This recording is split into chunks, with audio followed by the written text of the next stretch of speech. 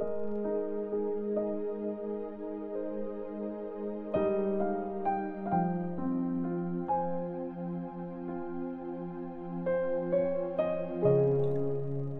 chapter 16. Sinasabi ko to sa inyo para hindi kayo mag-give up sa pananampalataya nyo. Palalayasin nila kayo sa mga synagogues. Dadating din ang panahon na papatayin nila kayo at sasabihin nilang nagsaserve sila sa Diyos. Gagawin nila to kasi di nila ako kilala o ang Ama. Sinasabi ko to sa inyo ngayon para pagdating ng time na gawin nila ang mga to, maalala nyo ang mga sinabi ko.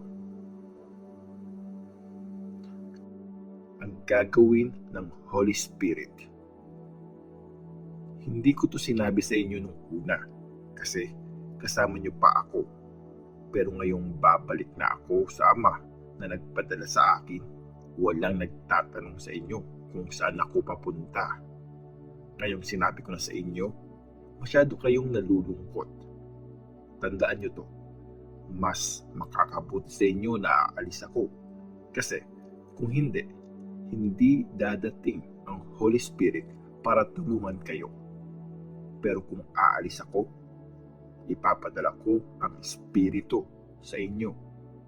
Pagdating ng Espiritu, papatunayan niya sa mundo na mali ang idea nila tungkol sa kasalanan, sa pagiging matuwid at sa paghatol ng Diyos.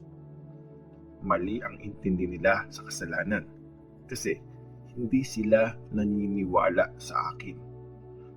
Mali ang intindi nila sa pagiging matuwid kasi pupunta ako sa Ama at di nyo na ako makikita. Ganun din sa paghatol. Mali sila kasi hinatulan na ng Diyos ang leader ng mundong ito. Marami pa akong sasabihin pero hindi nyo na ito kakayanin ngayon. Pag dumating na ang Espiritu, i-guide niya kayo at ipapakita niya sa inyo ang lahat ng katotohanan. Di siya magsasalita sa sarili niya lang, pero sasabihin niya lahat ng naririnig niya at ang mga bagay na dadating pa. Dadakilain niya ako kasi sasabihin niya lahat ng sinabi ko sa inyo. Lahat ng pag-aari ng tatay ko ay akin. Kaya sinasabi ko sa inyo na kukunin ng Espiritu ang ibibigay ko sa Kanya at sasabihin niya to sa inyo. Lungkot at saya. Sandali na lang at di nyo na ako makikita. Pero makikita nyo ako ulit pagkatapos. Nagtanungan ang ilang mga disciples, anong ibig sabihin nito? Sinasabi niyang sandali na lang at di na natin siya makikita. Pero sabi rin niya, makikita natin siya pagkatapos. Anong meaning ng sinasabi niyang pabalik kasi ako sa Ama? Anong meaning ng sandali lang? Di natin alam ang mga sinasabi niya. Alam ni Jesus na gusto siyang tanungin ng mga disciples, kaya sinabi niya, sabi ko, sandali na lang at di nyo na ako makikita, pero makikita nyo ako pagkatapos. Ito ba ang pinag-uusapan nyo? Tandaan nyo, iiyak kayo at malulungkot, pero magsasaya ang mundo.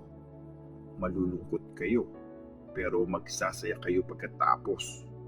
Pag manganganak ang isang babae, malungkot siya kasi dumating na ang oras ng paghihirap niya. Pero paglabas ng baby, nakakalimutan na niya ang hirap kasi sobrang saya niya na pinanganak na ang baby dito sa mundo. Ganon din kayo. Malungkot kayo ngayon, pero makikita ko kayo ulit at sobrang matutuwa kayo. Ito ang klase ng tuwa na hindi mananakaw sa inyo. Pagdating ng araw na yun, wala kayong hihingin sa akin. Tandaan nyo, ibibigay ng Ama ang lahat ng hihingin nyo sa pangalan ko. Pero hanggang ngayon, wala pa kayong hinihingi sa pangalan ko. Humingi kayo at tatanggapin nyo kung ano man yun para maging masaya talaga kayo.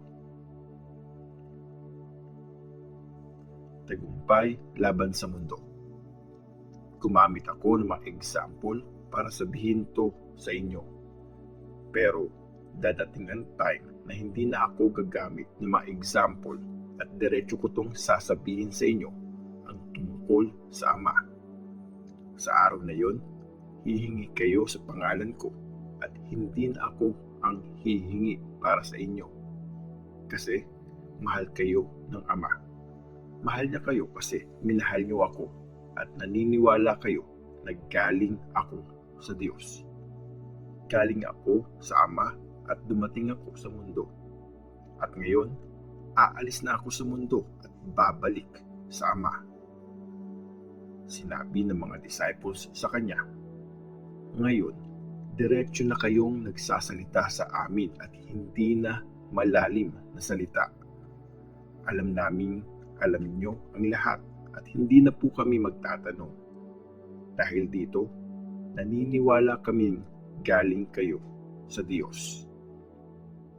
Sumagot si Jesus, naniniwala na ba talaga kayo? Dadating ang time at nandito na nga. Magkakawatak-watak kayo. Babalik kayo sa mga sarili niyong bahay at maiiwan akong mag-isa.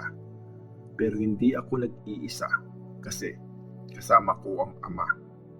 Sinasabi ko to sa inyo para magkaroon kayo ng kapayapaan sa pakikipag-isa niyo sa akin. Papahirapan kayo sa mundong ito. Pero lakasan niyo ang loob niyo. Tinalo ko na ang mundo.